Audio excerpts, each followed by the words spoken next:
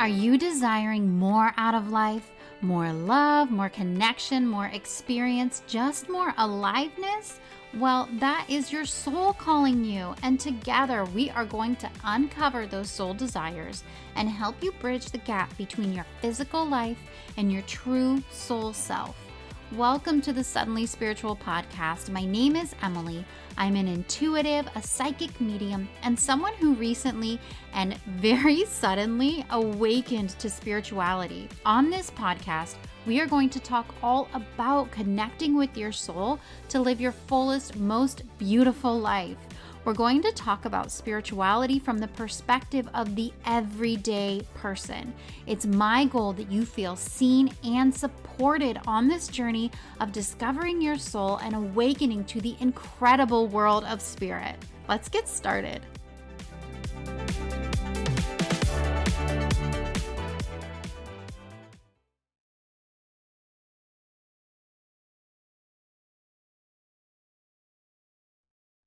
Hello, my friends, and welcome back to the Suddenly Spiritual podcast. It's me, Emilee, your host. I'm happy to have you here for another episode. We are getting up there in episodes. I think this one it's in the 30s, maybe 35, right around there. And gosh, I'm just so happy to be here with you again for another week. If you're brand new to the podcast, welcome. I'm happy to have you here.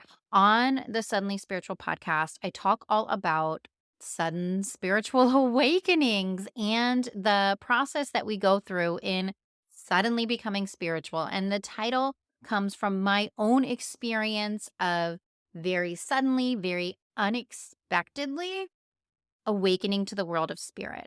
Very suddenly falling down this rabbit hole of magic, and my life completely changed. If you want to hear a little bit more about my rapid journey into spirituality, into discovering my intuitive gifts, my spiritual connection, you can hear about that in the very first episode of the podcast. I go in deep what that looked like for me. And we'll just say it was a very shocking experience. But I'm happy to be here with you today. It's what's led me here. And actually, what we're going to talk about today are some of the practices I've used over these last 2 years that have really helped me to develop my intuition, which was sort of the first step on the spiritual awakening journey for me. I really started, and I talk about this in that first episode, but it started with this curiosity I had about intuition. I didn't know what intuition was. I just knew I was in some business groups at the time. I had a business I was running at that time. And there were people in my business groups that were talking about making decisions from their intuition. And at that time, I felt really dissatisfied in that business. And I thought, okay, maybe if I can figure out a better way to make decisions in my business, I'll be happier with this business.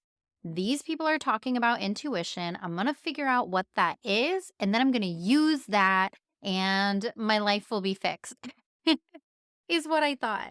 And it's true, my life was fixed, not really fixed. It was never broken, but my life did very much transform dramatically once I started down this path of discovering my intuition, just not at all in the way that I anticipated. Instead, it led me on this incredible spiritual journey.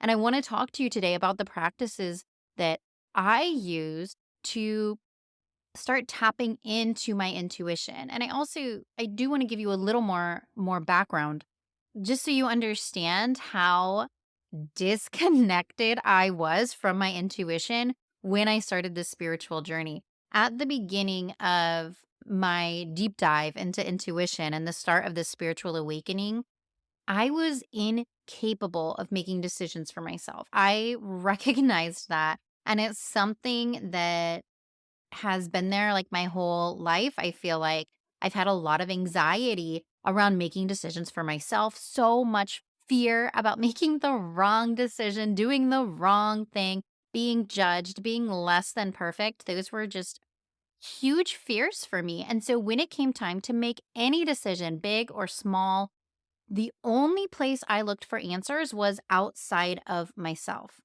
I never asked myself what I wanted, what I thought I should do. I based my opinion solely on the advice around me, on what I saw other people doing, and on what other people said I should do to be successful. And frankly, that's what led to me feeling so unhappy in my life, is because I was building my life based on everything around me rather than based on anything within me, rather than checking in with my own internal knowledge or checking in with my own desires, even. At that point in my life, and pretty much for my whole life, I couldn't even tell you what I liked. I just didn't even have opinion. And I definitely could not have goals or dreams for my future. I was terrified to even do that because I didn't have any sort of internal trust. I did not trust myself, even just to dream of what kind of future that I wanted. So I was really starting at zero when it came to connecting with my intuition, connecting with my inner wisdom. Frankly, I had no faith in myself at all. I did not think that I was capable of trusting myself, of making smart decisions. And so my exploration into intuition was also a process of me learning to trust myself, learning that, oh my gosh, I kind of do have some answers. And as I kept developing that trust within myself, I was able to start dreaming of what I wanted for the future. I was able to start defining what I actually like, what I actually want in my life. And this discovery and connection with my intuition was an integral part of me discovering my authentic self, of me recognizing myself for who I am. And then this next step that I am moving into and have been moving into for this year is taking this recognition of who I am and starting to live my life from that place. Actually, live my life from that place rather than spending my life trying to conform to what I think that people want from me. Because truly, we never actually know what other people want from us. We know what they say, but we don't know what happens in their brains. And so, the best thing for us to do is focus internally on what we want, on what we desire, on who we are, and on the life that we are meant to live. But we cannot get to that point until we start identifying who we are at our core, until we start connecting internally with that inner wisdom. So, that's what we're talking about today. When we talk about intuition, we are talking about that inner knowing, that inner knowledge. And my goal today with sharing this information with you is that I give you some really simple, practical steps you can take to start developing that trust and knowing within yourself. When I started kind of my research project into what intuition is and how I get it, what I eventually came to is that it's actually not that mysterious. I had built intuition up into this really mysterious, mystical practice, this thing that other people had because they were like better than me or higher than me or more enlightened than me. And that's just not the case. The truth is, we all have intuition and we all have access to it. It's just learning how to access it. It's just learning how to actually listen to ourselves and to that inner guidance system. All our intuition is an inner guidance system. It's a way that we tap into our inner knowledge. And I truly believe it's a way that we tap into the knowledge of our soul. It's a way that we connect with our soul because all of us, every human here on the earth, we have our physical human self, but then we also have this incredible soul within us. And this soul within us is the part of us that existed before this specific human life, the part that will continue to exist beyond this human life.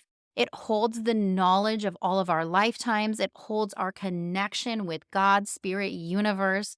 Our soul is that bright, light, unique magical part of us. And our intuition is the way that we connect with our soul, with that frequency of love and knowledge and wisdom that exists within all of us. And I mean it, it exists within all of us. Everyone has an intuition, and everyone can be intuitive if we choose to. But if you're like me and you are very disconnected from yourself, it is going to take you a minute to develop that trust and connection within yourself. There is going to be a process of learning to listen to yourself and building up that muscle, that trust muscle within yourself, building up your ability to really hear what your intuition is telling you. So, how do we hear our intuition? Now that I've let you know, it's really not that mysterious. It's really not some mystical thing. It's just a part of who we are. It's a part of our soul. It is something that we can use to just connect more deeply with our soul. It's sort of like a window into our soul and access to that eternal wisdom. So, how do we actually hear our soul? How do we actually hear our intuition? How do we actually connect with it? Well, what I've learned over the last few years is that my intuition is not the yelling voice of fear that I hear in my head. My intuition is not screaming at me about how things should be. It's not shaming me. It's not making me feel guilty for what I have done or what I haven't done. Those voices in your head are not your intuition. That is your ego, your brain, your conditioning that you've experienced throughout your life in this world. Your intuition is quiet, it's subtle, it's a voice of love, and for you, it may not actually even be a voice. The way we all experience our intuition is going to be so unique to each of us, and for me, sometimes maybe it's like a voice in my head, but often it's just a feeling in my body. It's a knowing, and it is a gentle guidance. Your intuition is your internal guidance system. And it's a gentle guidance. It's a loving guidance. It is a peaceful guidance. It is not forceful. It is not fear-based. It's it's just that energy of love. We're connecting with our soul. Our soul is the energy of love, and the intuition speaks that same language, that same subtle, loving language. And as you do these practices that I promise I'm going to get into now, as you do these practices, you will develop an understanding of what your intuition sounds like, of what it feels like when you connect with your intuition, and it will become so natural to you that you won't even be able to describe how it feels because it just feels like a part of you. And I feel like right now, that's kind of where I am. It's really hard to describe exactly how it sounds, exactly how it feels, because it is such an ingrained part of how I spend my everyday connecting with my intuition that it just feels natural. It just feels normal. It's just who I am. And you will get to that point too as you go through these practices and as you develop that communication within yourself. I will say, along with that note about how your intuition doesn't feel like fear. One thing as you're connecting in with your intuition that you can really focus on and that you can use as an identifier of this, if this is intuition or if this is ego, your ego voice, that fear voice, that conformity voice will feel constrictive. It will feel like you're being squeezed. It will feel like you're being put in a box. It will make you tense up, constrict. You'll feel like tightness. Whereas your intuition will feel expansive. You won't feel that tightness, stress, constriction.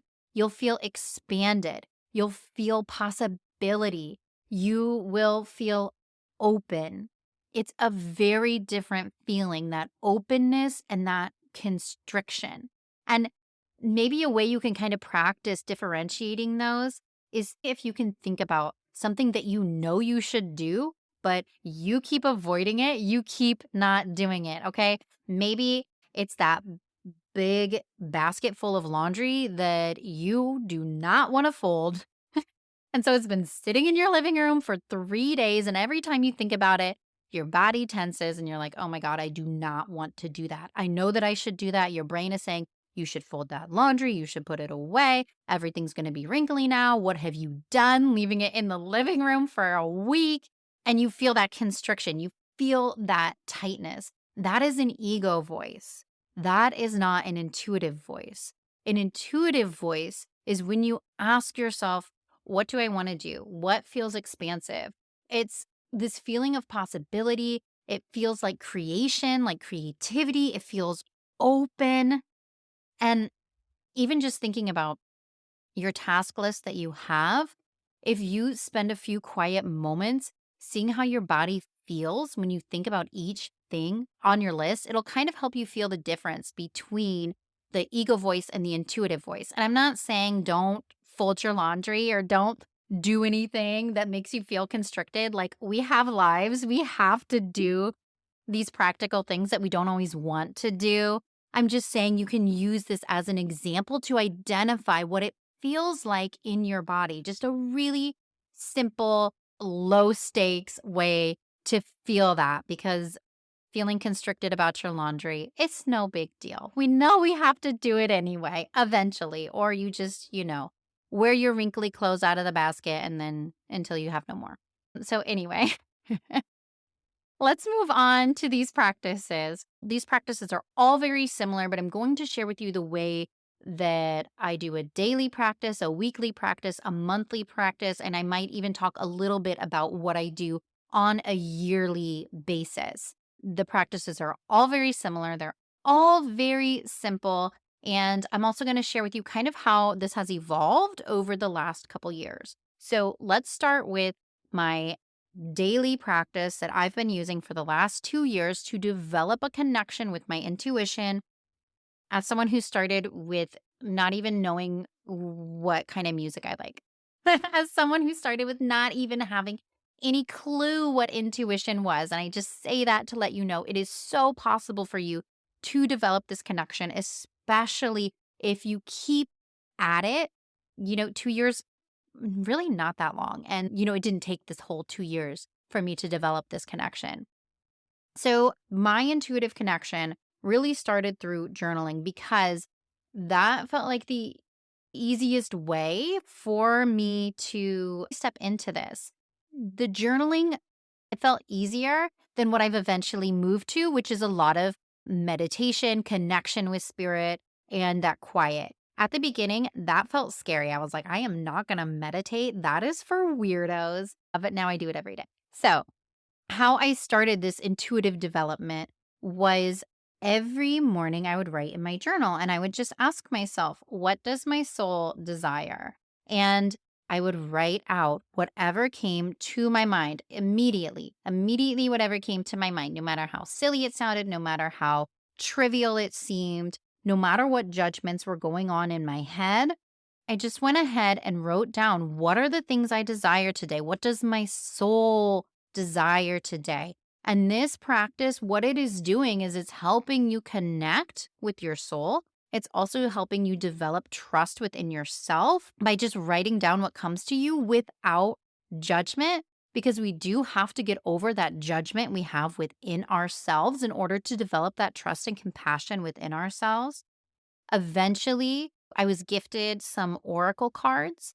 And so I moved to asking the deck, what do I need to know today? And then pulling one card out of the deck and then writing in my journal about that card and how I felt like it applied to my life. I didn't really know anything about oracle cards. You don't have to know anything about oracle cards to do this. It's just asking the cards, what is one thing I need to know? Pull the card out. You can read the guidebook, look at the card, and then writing about the messages that come through, just writing out, how does this card apply to my life? How does this card apply to what I'm going through right now? How can I make these connections? And a major part of this practice is pulling the card and then just trusting what comes out. Trusting the card that comes out. Don't put it back in. Trust what comes out. And as you're writing in your journal, trust what comes out in your writing. We're developing this trust. We're developing this conversation with our intuition through doing this. And we're also creating a trust in that inner knowledge, a trust in our competence, in our ability to look at our life and receive spiritual guidance and receive intuitive guidance about our life and writing it out. Now, a key aspect of this is, let's say you pull a card that doesn't resonate at all, or maybe you pull a card that makes you feel like something major is going to happen in that day and then nothing happens. This doesn't mean your intuition is broken. This doesn't mean you are not connected to your intuition or you are not connected with spirit. We want to approach this so lightly, so much with just a curiosity, not trying to force it, not trying to be right all the time, because we're learning how to connect with our intuition. And we're going to be learning. We're learning how to hear this voice. And sometimes we're not going to hear it right. Sometimes we're going to fall back into ego instead of in that heart centered intuition space that we are working on moving into. You just keep coming back to it. And if you can commit to it every day, oh my gosh, you will make leaps and bounds in your intuitive development, in your connection with yourself. But you have to let it be light. You have to let it be an experiment. And I also want to say, if you can't do this every day, that's fine. That's no problem. Do it when you can. Do it when it fits in with with your life. We all have a real human life we have to be living. There is no pressure to be committed to this every single day. And I don't do this every single day. I do my best, but I'm a mom with 3 young kids, and sometimes they just really need me. And I have zero time in my day to connect for myself. And that's fine. That doesn't mean I'm failing at being intuitive. It doesn't mean I'm failing at connecting with spirit. It just means that I'm a human. It just means I'm a person and I have this life and responsibilities and this purpose to care for my children and to care for my physical life. So be light with yourself with this. Also, I wanted to share, so I still pull cards so often when I'm looking for this spiritual guidance, this intuitive guidance. But a lot of the time now, I sit in the quiet and I turn on some theta music. That's theta, Theta. You can find some on YouTube. I turn it on and it's this background music that really allows me to quiet the thoughts in my brain. And in that quiet time, I ask myself, I ask spirit, what do I need to know? And this is when those visions come through, that guidance comes through, that spiritual connection comes through. This is something that I built up to by starting with the simple journaling, by starting with that and then moving into trying to intuitively connect with these cards and then finally moving into receiving messages directly from spirit myself without the card in between, receiving messages directly from my intuition. And you can do this. An important aspect of this is to just trust what comes through. I cannot stress that enough. Just to trust what comes through. And it's going to feel weird when you start, okay? You're going to have doubts. You're going to question, am I doing this right? If you're doing it, then you're doing it right. There's no wrong way to do it because this intuitive connection is so personal. And if you just set the intention, I'm going to connect with my intuition. I want to develop this inner knowing, this inner love, this inner wisdom, my connection to it, my ability to access it set that intention and then follow through with that intention, and it will come.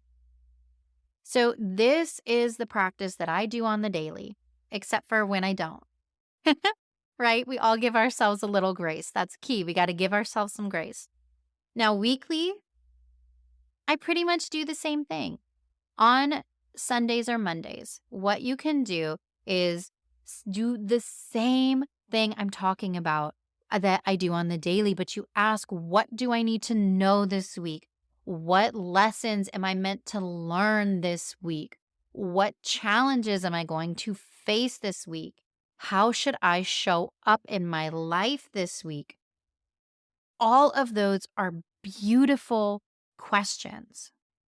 And you can explore the answers to those questions through just writing straight in your journal, whatever comes out, through pulling some cards and reading the meanings behind those cards, spending some more time thinking about and journaling how this applies to your life through that quiet meditation, connection with spirit, and trusting whatever comes through your mind.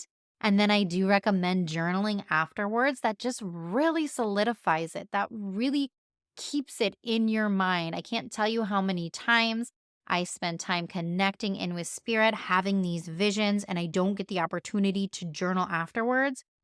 And those messages float out of my brain, right? We have a lot going on in our lives. So spend the time to write it down and to journal. And the beauty of keeping a journal of this connection and of this guidance is not only to help you in the moment, but as you look back 3 months, 6 months, 1 year later, you're going to find so much value and wisdom in that writing. It is going to blow your mind. I promise. I promise. You're going to be able to see your development, and you're going to be able to connect back with those messages. Like, oh, I remember when that message came through, and it's going to activate that within you. In the future, it's just going to be amazing. It's going to speak to you now, and it's going to speak to you then. Okay, so that is what I do on the weekly. On the monthly, it's so similar. And this is monthly. This is what I'm doing when I am connecting in and giving you that spiritual guidance, those channeled messages for the upcoming month. You can do this for yourself. You truly can. You can do it in all the same ways that we've been talking about. What you want to do is ask spirit, ask your intuition, ask your higher self, whatever you want to connect with. Set the intention that you are making that connection, and then ask, what do I need to know in the next 30 days? What lessons am I going to be learning? What challenges am I going to be facing? How can I navigate these challenges? Where am I being asked to grow? Where are my blind spots this coming month? These are all beautiful questions. If you're going through a major transition in your life, you can say, how do I navigate this transition? What is on the other side of this difficulty? What feelings can I expect to experience as I go through this transition? How do I overcome this situation? Whatever is present in your current life, you can bring that to spirit. You can bring that to yourself, to your own intuition. The key is giving yourself the quiet time and space to hear the answers to those questions. My best way to get that quiet time and space in the beginning and oftentimes now is through writing it in my journal. Because it is hard, especially in the beginning, to sit quietly and receive messages because your brain wants to be active. Your body wants to be active. It's hard to train yourself to be comfortable in the quiet. So, just the best way to get comfortable in that quiet and start connecting in is through writing because your brain gets to be active, your body gets to be active, and you can let those feelings, emotions flow through. As you connect with your intuition, you are going to find that it is deeply connected to your emotions. We value our competence so highly.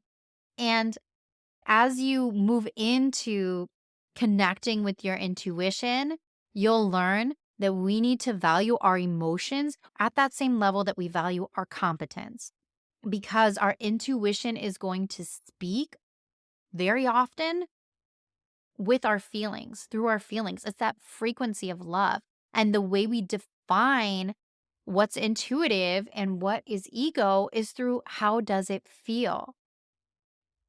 So, monthly, you can do this to yourself. You can do this for yourself, this feeling into the energies that are coming up. Like I've been saying this whole time, an important part of this is just trusting what comes through. Just trusting what comes through, because we're learning to listen to this voice and we're developing this trust within ourselves. We're not shaming ourselves if what we write out doesn't really come through, doesn't really happen. Maybe we're anticipating that this month, something really big is going to happen and nothing really big feels like it happens. That's fine. We're not going to shame ourselves. We're not going to feel bad about ourselves if it doesn't play out the way we anticipated. That doesn't mean we're wrong. That doesn't mean we don't have an intuitive connection. That doesn't mean that we're doing it wrong. It means we're developing that conversation. We're learning the language. And it's a lot to learn, my friend, but it will click for you the more that you put this into practice. So hold it loosely. What comes through, hold it loosely, trust it, and then let it go. And then let it go. For me, when I do this monthly connection, I do my intuitive connection, let these messages come through. I write it out. I write a lot. I journal a lot on it. And then I leave it. And throughout the month, something may come up where I have this kind of ding like, oh, yeah, this was in my messages for the month. This is part of what I anticipated. This is the time when maybe if in the messages it came through that I need to really lean into my self-compassion this month. Maybe halfway through the month, I catch myself feeling really down on myself. I may get a little ping that says, remember, you need to lean into self-compassion. This is the moment that Spirit was talking about, that I intuitively felt into, where I really need to lean into that self-compassion. You know, you're going to feel it throughout the month, but you don't have to spend all of your time focusing so heavy on it and analyzing every moment. Hold it loosely, and it will make sense as time moves forward. Now, this episode is already a little longer than most of our episodes have been lately, so I'm going to wrap it up here in just a minute. But I am going to share with you the yearly practice that I've been doing, and I've been doing this for a long time actually, maybe like 5 years, probably longer than that. But you've probably heard of people choosing a word for the year. And the word for the year is kind of like your focus of the year. It encompasses what you want to accomplish, what goals you have, how you want to feel, where you want your life to move in the following year. And you may choose a word like freedom, joy, adventure, these sort of bigger concepts that you want to cultivate in your life. And I started doing this, I don't know, 5, 7 years ago, choosing this word of the year for where I wanted my life to go. And this has actually been a very powerful practice for me. And I realize now how intuitive that was, even though I felt so disconnected from my intuition. It was a great example of how we are always connected to our intuition, even when we have no stinking clue. Because I found that the word I would choose for the year, that word, that dynamic would play out throughout the year. And by the end of the year, that word, that concept would just be a part of me For example, about 3, 4 years ago, I chose the word power because it was the most uncomfortable word I could think of. At the time, I was building my previous business, and I really wanted to feel powerful. I really wanted to feel confident in building this business. But saying I'm powerful was like the most uncomfortable thing I could ever say at that time. So I chose that as my word. And throughout the year, opportunities came up for me to step in my power over and over and over again throughout the whole year.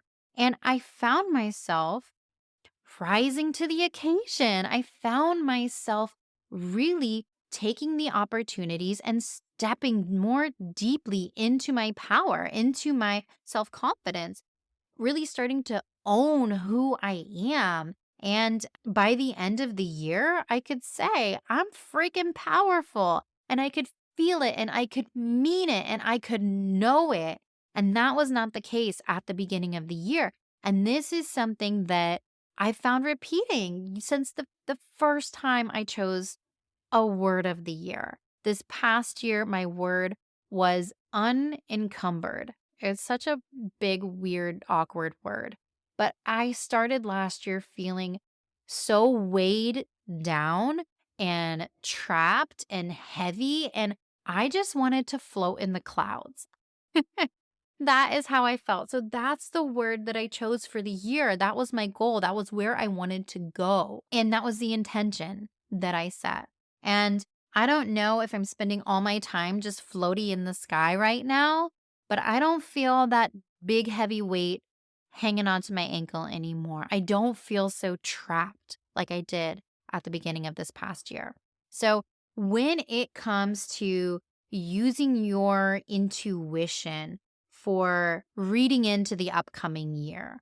What I would recommend you do, you can choose this word of the year, this theme for the year. It is something I love to do. And you can intuitively feel into where do I want to expand in this upcoming year? What intention do I want to set for the next year? What feels like a challenge to me? What is something I'm struggling with right now that I want to work through for the year? And you choose this word and you set the intention that this is my word this year. This is my theme for this year. This is how I'm going to grow, overcome. This is what I'm going to experience. And it doesn't have to be some big, grand, like overcoming. You can choose something so beautiful like presence, joy, whatever feels true to you. But the key in choosing this word is trusting yourself, trusting what comes through, trusting your desires, and trusting that intuitive pull that you feel toward whatever word comes up for you. And you can spend some time quieting your mind, quieting so that you can really hear what comes up for you. One way that you can quiet your mind and work through what's my word for this year, grab your journal, write out a bunch of words that feel like what your desires are for this next year. Then go back through, read each one, and notice how you feel in your body. Do you feel excitement? Do you feel expansion? Does it just feel right? That's your word. And then just trust yourself and see what happens this next year. It's just a fun experiment. It's just a way for us to play with spirit and to play with our intuition. We're developing this connection, this trust. Now, my friends, if you stick with these practices, I can promise you that 2024 is going to be your most intuitive year. Seriously. It's going to be incredible. You are going to have so much personal growth and development if you choose to do these practices. You don't have to be super rigid. It's okay if you miss a day, a week, a month. It's fine. Come back to it when it suits you. It's always here. You're never behind. You're never doing it wrong. This is your journey. This is your path. And this is your opportunity to really develop that love and trust within yourself so you can connect with that eternal wisdom of your soul. You can connect with the unbound, unending love of spirit and welcome it into your everyday life. And as you develop this intuition, this connection, you'll not only notice this incredible change within you, where you are more able to access positive feelings within you, feelings of love, trust, compassion within you, but you're also going to see those things reflected in the world around you as you lean into this work, as you move through it. You can absolutely do it. Let me know over on Instagram if you are going to apply any of these practices to your life. I really hope that this has been helpful for you. If you have any questions at all, find me on Instagram. My handle, my name is at Suddenly Spiritual. I would love to chat with you there.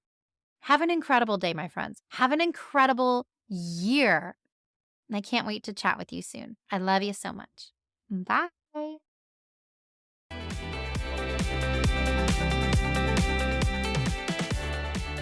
Thank you so much for tuning into this episode of the Suddenly Spiritual podcast. I'm so grateful that I get to be part of your journey of spiritual expansion. If you enjoyed this episode, I would love it if you would leave a review for me on Apple Podcasts.